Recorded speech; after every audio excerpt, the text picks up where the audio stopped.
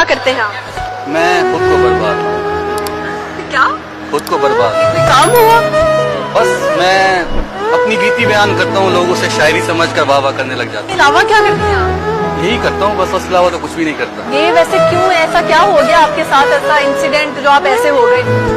بس بہن یہ نہ پوچھیں آپ، یہ بیتی جو گزر گئی ہے گزر گئی ہے۔ بھائی بتا دینا، گزری کو آج سن لیتے ہیں، آپ بیتی آپ کی۔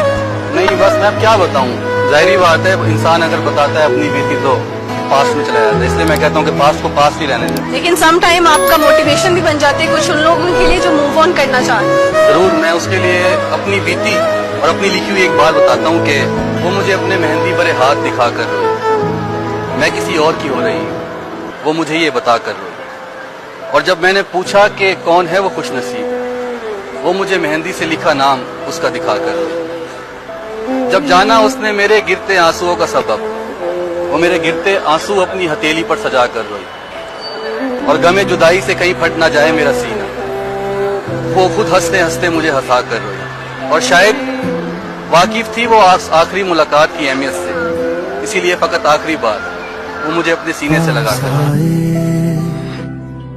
دوریاں پھر بھی کم نہ ہوئی،